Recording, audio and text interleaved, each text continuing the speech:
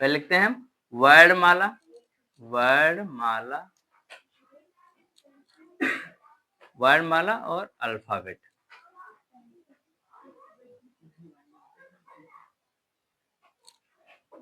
Alphabet. तो वर्ण पहले हम स्वर लिखते हैं, स्वर एंड वॉवेल। पहले स्वर यानी स्वरों के बारे में समझते हैं कि स्वर की हिंदी और उसकी इंग्लिश क्या होती है। स्वरों की हिंदी पहले स्वर की हिंदी लिखते हैं। स्वरों की हिंदी क्या होती है? छोटा आ, बड़ा आ, छोटी ई, बड़ी ई, छोटा ऊ, बड़ा ऊ, ऋण, ए, आए, ओ,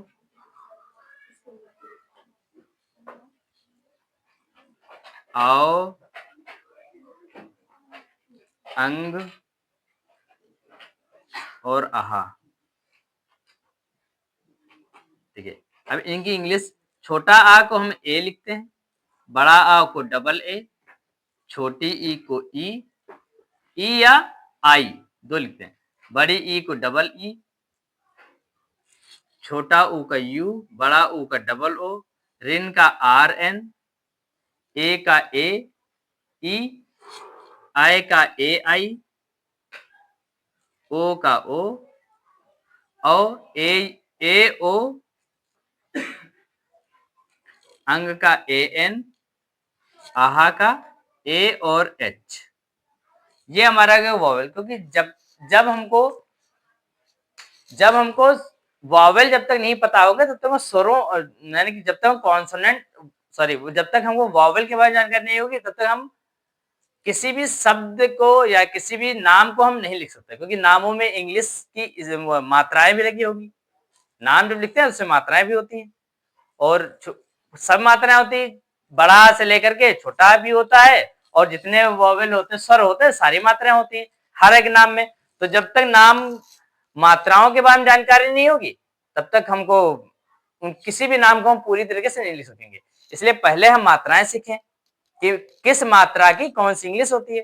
तो जब हम उस मात्रा की इंग्लिश हमको पता होगी तब हम उस आगे उसका नाम लिख सकेंगे, क्योंकि हम आगे व्यंजन रहेगा उसकी तो मान लो इंग्लिश पता है, लेकिन मात्रा की इंग्लिश नहीं पता है, तो हम किसी भी नाम को आगे लिख सकेंगे। तो इसलिए पहले हम इन मात्राओं को सीख लेंगे, पहले नाम मात्राएं पढ़ेंगे।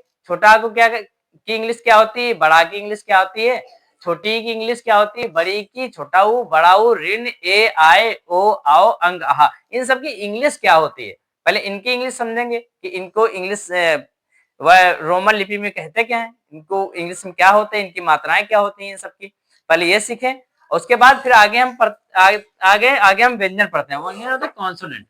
कॉन्सोनेंट लिखते हैं, व्यंजन, व्यंजन यानी कि कॉन्सोनेंट।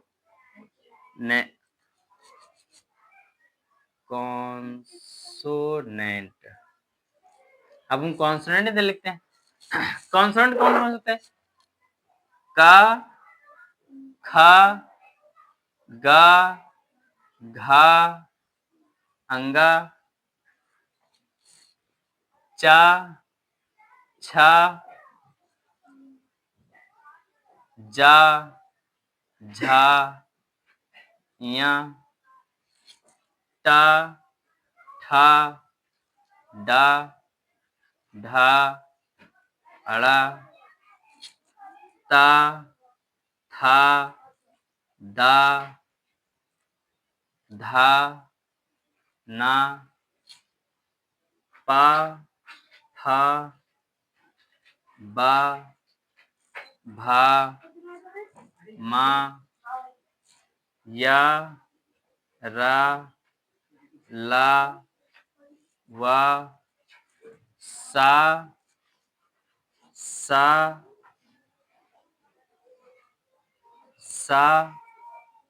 हा,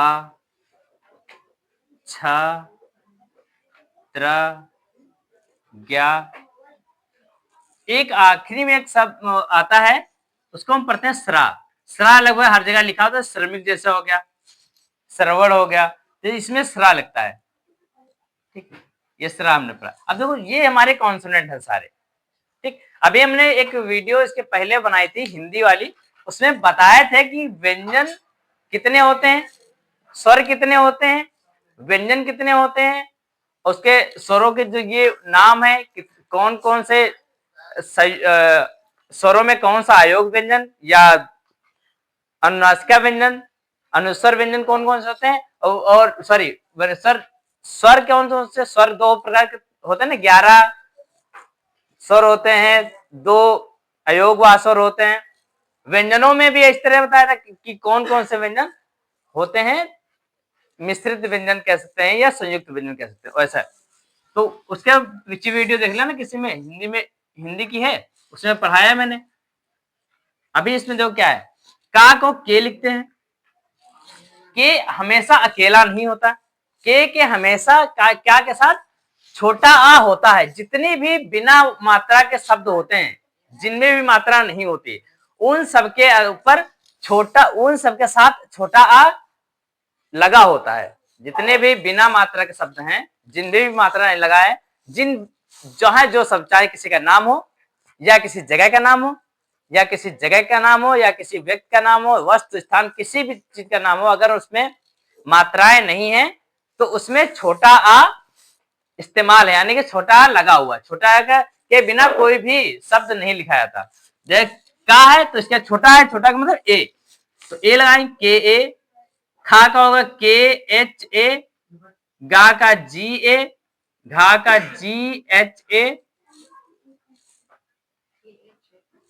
जी H A.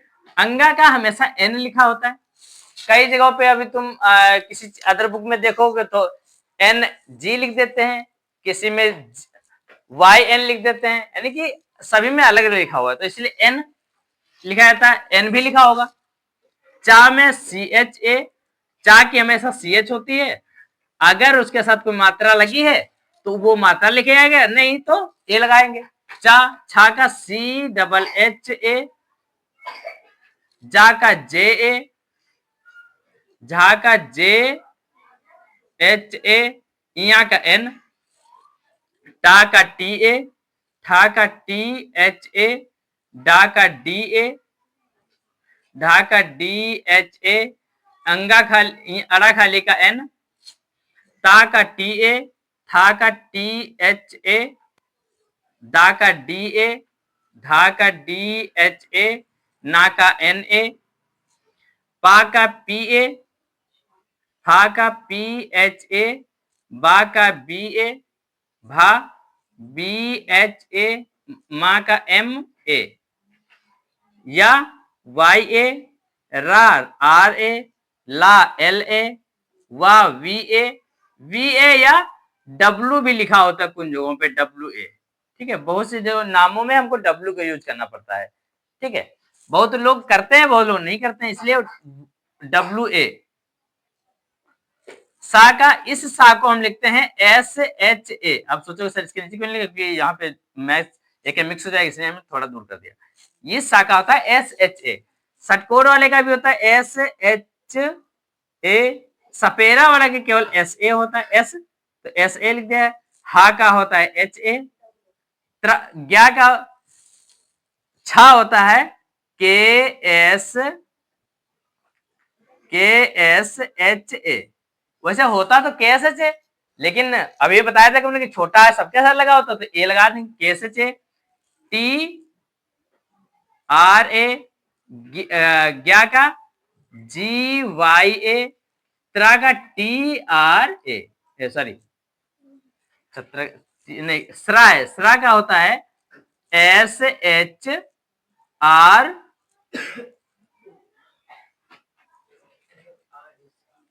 S H R A, स्रा। ये स्रा हो गया। ठीक है, अभी इन सबको, अगर इन सब की स्पेलिंग हमको पता होगी, जितने भी हिंदी के वर्ड होते हैं स्वर और व्यंजन, जब इनकी स्पेलिंग पता होगी तो किसी भी नाम को लिखने में हमको दिक्कत नहीं होगी। अब अगर लिखना है तो लिख लो, लिख लो, उसके बाद मैं बताता हूं किसी नाम को कैसे लिखते हैं।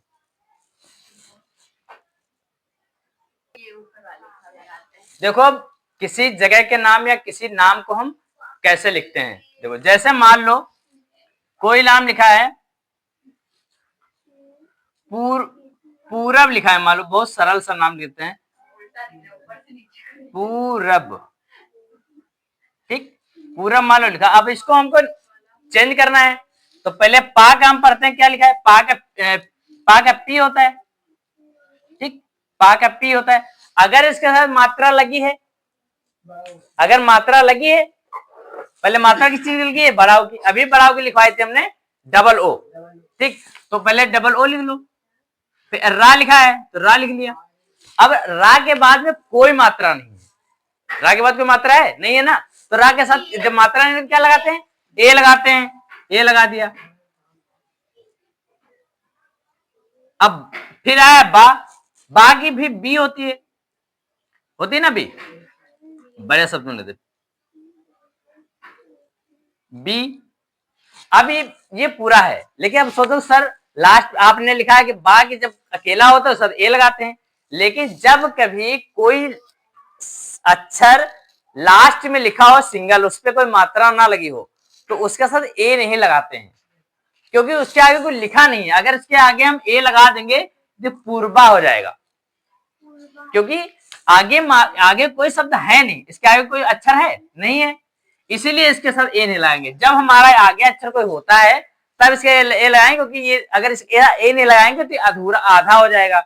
और अगर लास्ट में लिखा है तो ये पूरा माना, अगर लास्ट का अक्षर है जिसके साथ कोई मात्रा नहीं है उसके साथ ए लगाते हैं तो वो अक्षर और ऊंचा हो जाता है, यानी कि ज्यादा आवाज में बोला जाता है। अगर हम इस लिखे हुए अक्षर के साथ, ये जैसे बीच का लिखा है, यहां पर ए नहीं लगाते हैं तो ये क्या हो गया, रा आधी हो गई, यानी कि जिसके साथ हमने ए आर के बाद ए लगाया, नहीं लगाया, मान लो यहाँ ए लगाना है मुझे लेकिन नहीं लगाया, ठीक, तो क्या हो गया, आर आधा हो गया, आधा में से मात्रा लगा था ना, पूर्व पढ़ा जाएगा ये, ठीक। लेकिन अगर हम इसके साथ ए लगा देंगे ए, तो ये पूरा हो जाएगा, क्योंकि हमारे जो बीच का अक्षर है वो जब हम किसी साथ में ए लगा देते हैं तो वो अक्षर पूरा माना जाता है। लेकिन अगर आखिरी का अक्षर लिखा हुआ है सिंगल, उसका मात्रा लगी है, उसका ए लगाते हैं तो तब पूरा तो वैसे भी रहता है, लेकिन हम ए लगाते हैं तो उसकी क्या वैल्यू मतलब थोड़ा सा उसकी आवाज साउंड बढ़ जाती है, बोलने में बढ़ता है। अगर हम मान लो अगला लिखा है अमन, अमन आएगा, पवन लिखो, पवन, ठीक, पवन लिखा। अब पवन का पी लिखा है, इसके बाद कोई मात्रा है, कोई नहीं है, तो इसका ए लगाएंगे। वा लिखा है, वा का कुछ लोग वी भी लिखते हैं, कुछ लोग डब्ल्यू भी लिखते हैं, तो हम वी लिखते हैं, VAN, पवन हो गया, ठीक। अगर हम और लोग बड़ा मान लेते हैं, बड़ा सा लिखे महाराष्ट्र, महाराष्ट्र हो गया। अब महा तो M, फिर एम अकेला है इसलिए ए लगाएंगे, फिर H, फिर ए लगा हुआ है तो ए लगाएंगे, क्योंकि इसका मात्रा है, नहीं होगी तो तभी लगाते हैं, है तभी लगाएंगे। महाराष्ट्र का रा का आर, फिर ए, इस सा क्या होता है, षटकोण वाले सा का होता है SH, लेकिन ये आधा है ना, इसलिए SH के बाद ए नहीं लगाएंगे। जब कोई अक्षर आधा होगा, यानी जब कोई वर्णमाला का कोई अक्षर आधा होगा तो उसके साथ ए नहीं यूज करेंगे, SH, फिर T, SH के बाद T है ना, S के बाद T, टा है तो इससे T, अब टा के बाद क्या है, रा है तो R। अब राष्ट्र नहीं लिखा, ये ऐसा पूरा नहीं पढ़ा है। राष्ट्र अगर दो वर्ड लास्ट में आखिरी में आधे लिखे हैं, हाफ हैं, तो उनके लास्ट में ए लगाएंगे, महाराष्ट्र, ठीक। अब जैसे महेंद्र लिखा है, मान लो महेंद्र, तो महेम क्या होगा, MAHE, फिर ना है ना, पहले आया ना, तो ना क्या है, आधा है, तो इसलिए एन लगाएंगे।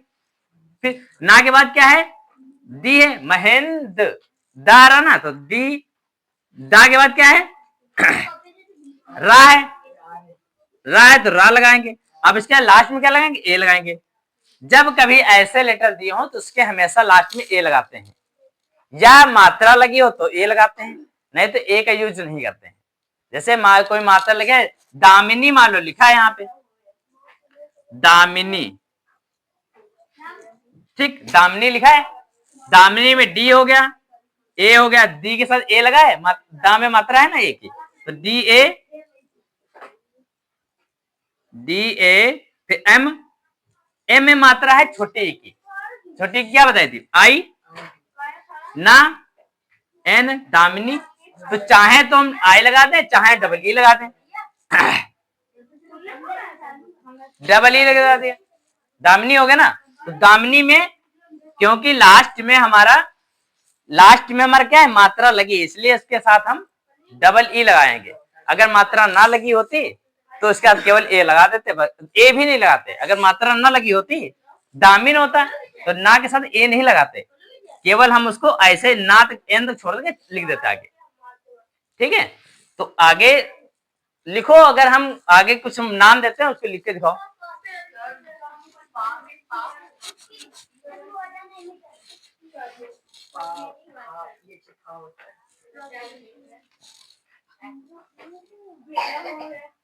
सूर्य, कान्हा,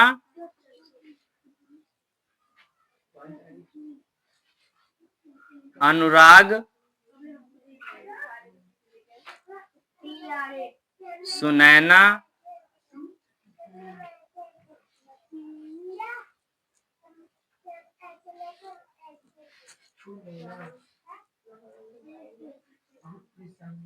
अरुणाचल,